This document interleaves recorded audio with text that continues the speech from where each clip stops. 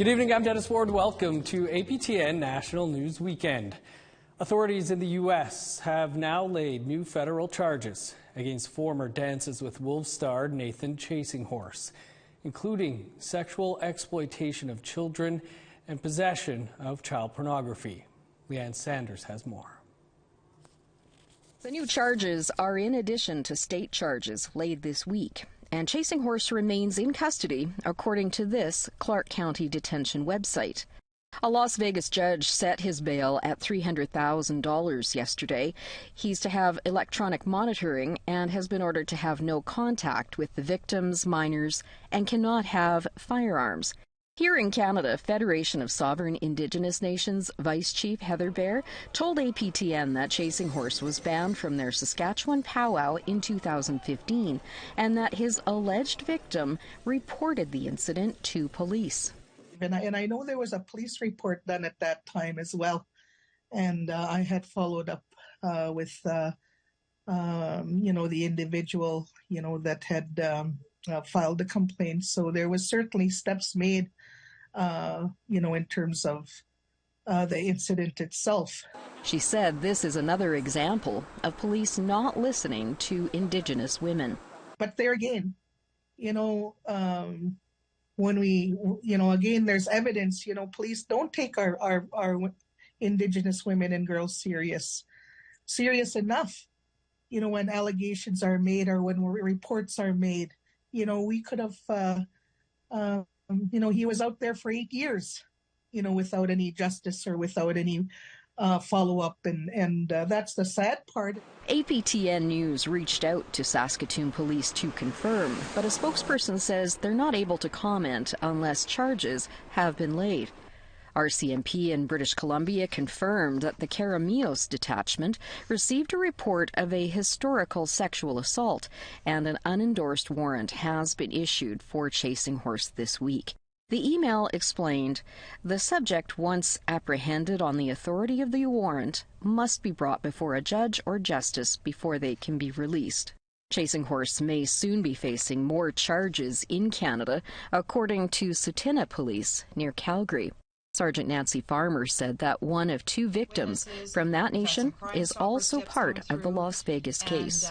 We can confirm that one of our victims is also one of Las Vegas's victim, and only primarily because there was offenses here in Canada and offenses down in the United States. APTN reached out to Alexandra Kazarian, Chasing Horse's new lawyer, but there's been no response. Leanne Sanders, APTN National News, Winnipeg. Closer to home, it was bittersweet news for the family of Ashley Shingoose. DNA provided by her relatives did not match that of an alleged victim of a Winnipeg serial killer known only as Buffalo Woman.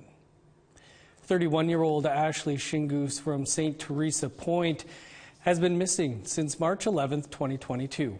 Her family gave DNA to Winnipeg police recently to try to match Buffalo Woman.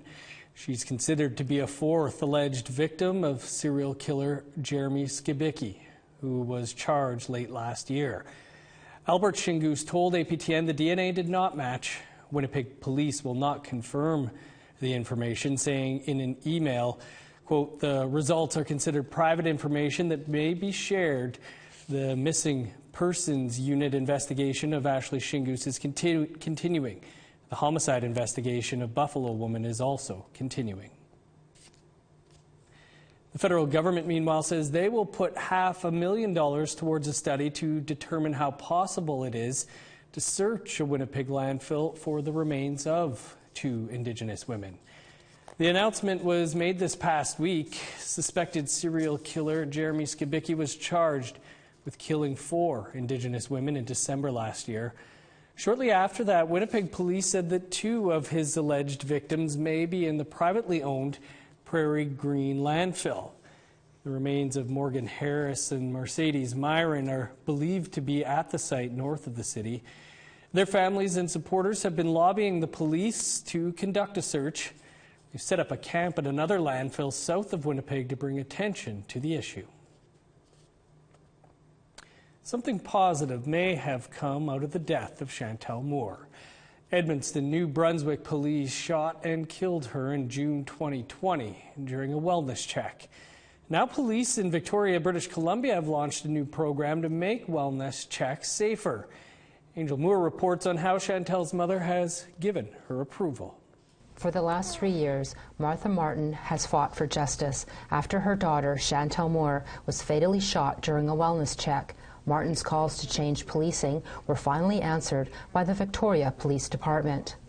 Your police department is getting a head start of, and I hope this has a ripple effect going out towards, the country, because it's badly needed.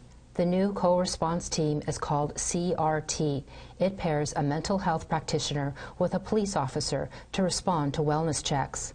A Victoria Police news release states that officers with CRT have specialized training in responding to and supporting people through client-centered, trauma-informed approaches and de-escalation. Victoria Police Chief Del Manick further said, which is mental health calls where people are either in mental health crisis or they're having a mental health episode and they need intervention, is not criminal in nature. Let's just admit that. They're not criminal. These are health issues. Manick described an incident that shows how the CRT team is already a success. And it turned out they were out of their medication and they needed medication. We're able to make a phone call while the person is at their residence, get their prescription filled, deliver their prescription, and we didn't have to take them to the hospital. Chantel Moore's death led to public outrage and rallies across the country. And last year, a coroner's inquest in New Brunswick found Moore's death a homicide. It was emotionally devastating for Moore's family. But Martin says she's ready to heal. We're going in the right direction where, it's a start towards, mending these bridges between policing and, I know there's a lot of mistrust when it comes with policing, and I might stand alone on this, but you know what? If I don't, I can't come out of a place of hatred, in order to heal, APTN News asked the Edmundston Police if they considered a similar project. Edmundston Police Chief Steve Robinson was unavailable for an interview, but their communications director said the New Brunswick's police departments already work with the province's mobile crisis unit. Angel Moore, APTN National News, Jabuktuk, also known as Halifax. Several chiefs from northern BC came together in Prince George to show support for vulnerable populations. Leaders spoke about the opioid crisis and the lack of affordable housing in the province. APTN's Lee Wilson has that story. The Healing Fire Coalition gathered at a homeless encampment in Prince George called Moccasin Flats. Central and Northern BC chiefs, along with organizations, came to show support for the unhoused in the city. Many are members of their communities. Clayton Tenay Chief Darlene Logan says they wanted everybody there to know they care. Members here can see that they're being noticed and that we care about them. That's the main thing, was that we care. We're not shutting the door in their faces. We're not saying, make an appointment to come see me. Just come see us. We'll try and do the best we can, and this is just the start of it. Prince George Mayor Simon Yu says he ran his campaign to help find a solution, and he vowed to find answers. I will do my best to help, to coordinate, to do whatever necessary to address the problem we're facing here today. Homelessness and housing isn't just a problem in Prince George. It exists all over the country. This week in an online press conference, a national group of Indigenous housing providers raised the alarm for the dire need for Indigenous housing. They're calling for the federal government to provide $6 billion per year to deal with housing. But the government must make immediate, meaningful, and sustained investments to stave off the ongoing crisis that not only are we all aware of and experiencing, but has most particularly exacerbated the housing and health crisis for Indigenous peoples.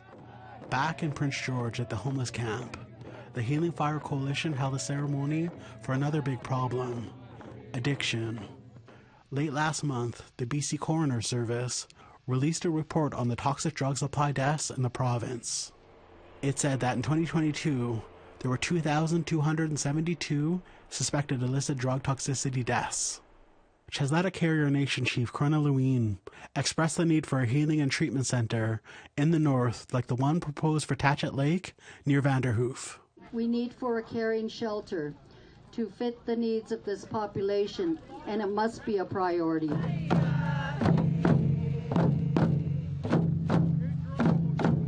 The coalition holds fire ceremonies every week in Sycus territory. The gatherings are to support those dealing with addictions and families that lost members to the opioid crisis. Chief Priscilla Mueller believes community leaders and organizations can come together to find long-term solutions. Can't just depend on the province and the government to do things for us. I think our communities, if we could come together, we could find a solution on how could we help, with homelessness. Lee Wilson, APTN National News, Prince George. Meanwhile, over 30 people in Prince Rupert are facing eviction from their homes, and a group of elders says their building does need repairs, but they have nowhere to go. Here again is Lee Wilson. Ronald Shaw is a Tsimshian elder and Indian Day School survivor who has lived with his wife in the 6th Avenue apartments for 20 years. He says his wife is in a wheelchair and it is important they are close to the hospital. In December, he got a phone call from the new owner of his building.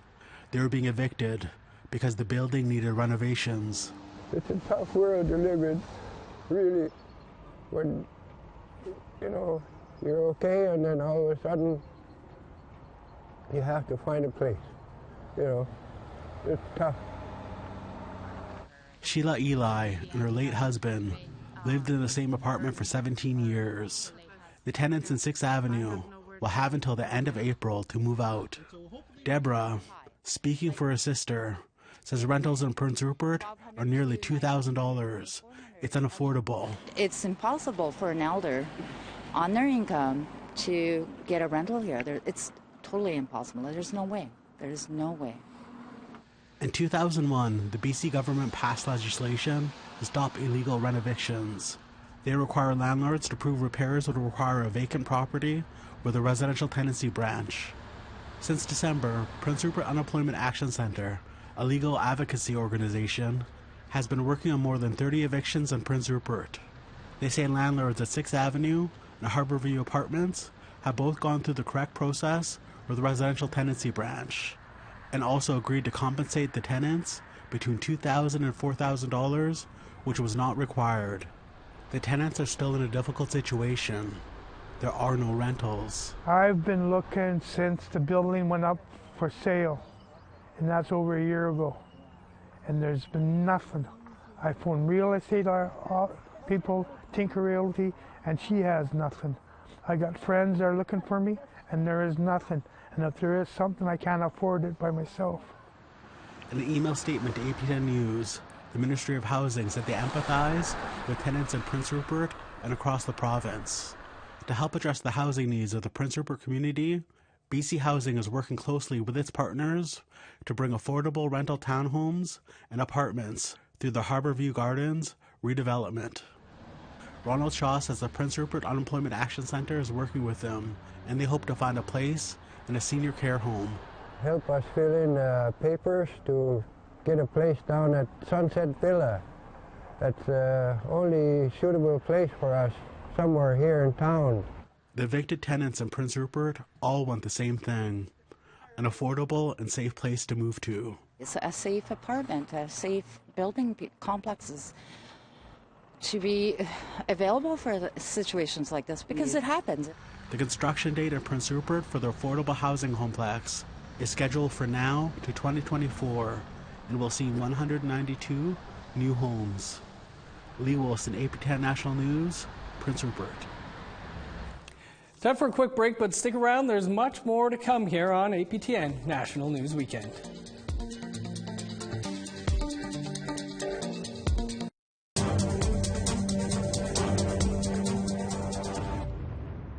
Welcome back to APTN National News Weekend. As Parliament resumed sitting, The Mohawk Council of Ganawage is not optimistic that their interests will be represented by the Trudeau government.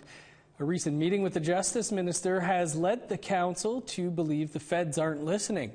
Amelia Fournier has more. Despite the Liberals' promises of reconciliation, Michael DeLille Jr. of the Mohawk Council of Ganawage, or MCK, says that the government still doesn't seem to be listening. Don't say reconciliation. Don't say implementation of UNDRIP. Don't say all of these truth and reconciliation, strength and authorities, and all of these things without real recognition. And the only way to get there is dialogue at the table with the people that it affects on a daily basis. DeLille Jr. has been in politics for over 20 years. He says the council's mid-January meeting with Justice Minister David Lametti left MCK disappointed but not surprised. Frustrating, to say in a word, but also I'll say disappointing. Expectations for Canada to intervene on several files is what our ask is, and we've received no momentum or movement on any of the files that we're engaged with. These files include their online gaming industry and fighting Quebec's most recent French language bill. Ganawage has been an online gaming regulator and host for the past 20 years. Lametti had promised the next time the criminal code was amended, First Nations would finally get legal recognition of their jurisdiction. But when it was amended in 2021, First Nations were left out, leaving the provinces as the sole online gaming regulator. You don't ask for recognition, you exercise jurisdiction. And we've done it successfully, to the tune of hundreds of millions over the course of 20 plus years. Yet Canada and Ontario has now finally, in their opinion, found a way to try and shut us out. Ontario is demanding MCK pay taxes and register with the province, so MCK is taking Ontario to court. We're really hanging by a thread here in terms of protecting the jurisdiction, and we're not giving up, thus the fight. At this year's meeting, DeLille Jr. said Lametti didn't have a plan to assist MCK in their fight for online gaming jurisdiction. If the Minister of Justice and Attorney General of Canada doesn't see fit to have dialogue or intervene at some point in time on some of these, like I said, in-your-face issues that are facing us today, how can we have faith moving forward in the implementation of UNDRIP? Lametti's office declined APTN's request for interview or comment. Amelia Fournier, APTN National News, Ganawage. During a big meeting on healthcare this past week, the premiers held a press conference where APTN News asked them if the $2 billion commitment to Indigenous Health was enough. Here's some of what they had to say. It's never enough. We are asking for something from the federal government, and so we'll see. Again, we just received this. Again, they've had our proposal for 2.5 years, and we've had it for 2.5 hours. So we're going to have, really see what the details mean.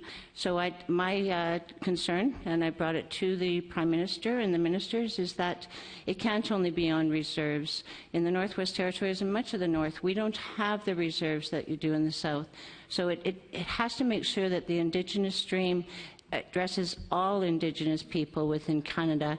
I think that especially when we're looking at culturally appropriate programming for mental health and addiction, for long-term care support, as well as for health facilities on reserve, those are all a priority in Alberta, and so I'll do more consultation with the chiefs when we return, but I think that this recognition that there needed to be a special line item was a very important measure.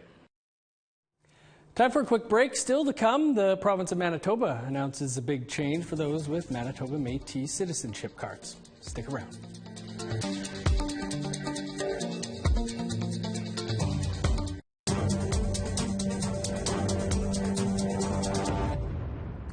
Welcome back. Manitoba Métis Federation President David Chartrand is applauding a move by the government in Manitoba to recognize MMF citizenship cards as official ID.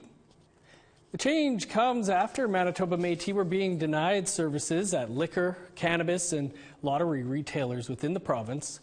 The province acknowledged that the card has security features that align with other cards already approved as primary identification.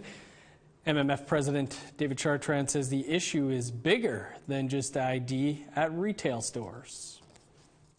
It really sets the stage of truly giving pride to the Métis citizens again to identify themselves as a Métis citizen with its own card to its own government, its own nation. And I think that really is the pathway to reconciliation and respect, United Nations Declaration, all of these things that we have pushed so hard to achieve. And yet we're still asking people to recognize our cards in our province, which I think is quite backwards. In Nova Scotia, a new art project called Every Child Matters is now on display at the Mi'kmaq Native Friendship Centre in Halifax. Angel Moore has that story. Rugs and tapestries were created by 49 rug hookers of the Rug Hooking Guild of Nova Scotia. They're on display for the first time at the Friendship Centre, located in Jabuktuk, known as Halifax. Teresa Muse is the centre's cultural advisor and loves the exhibit. Oh, I just thought it was wonderful. We're always trying to keep the education going on the residential school, and to me this was just a unique way to do it.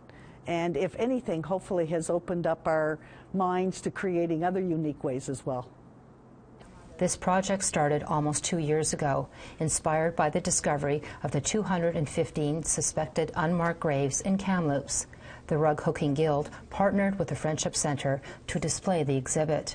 Trina Empringham is the centre's coalition coordinator. And you know, they never threw it at us to say, here you go, this is what we did for you. They actually went about it in a way that to me really represents what Truth and Reconciliation is all about.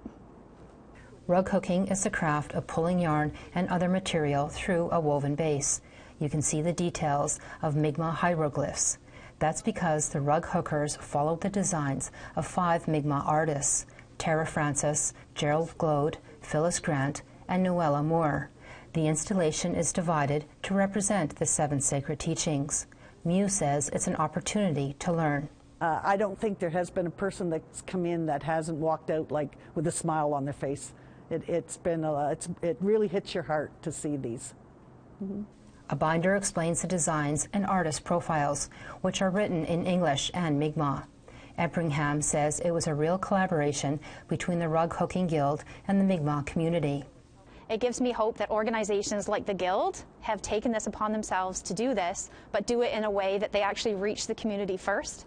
They got the community's buy-in for it and their support, and then they went through and did the translations. Muse says there have been over 100 comments in the guest book. And they're just all positive, and people are still saying how beautiful it is and heartwarming, how moving. The exhibit is on display till the end of March, and then will travel to communities throughout the Maritimes. Angel Moore, APTN National News, Jabuktuk, also known as Halifax. Great looking work there. Thanks, Angel. That's all the time we have for your APTN National News. For more, you can always visit our website, aptnnews.ca. I'm Dennis Ward. Thanks for being with us. Enjoy the rest of your Super Bowl weekend.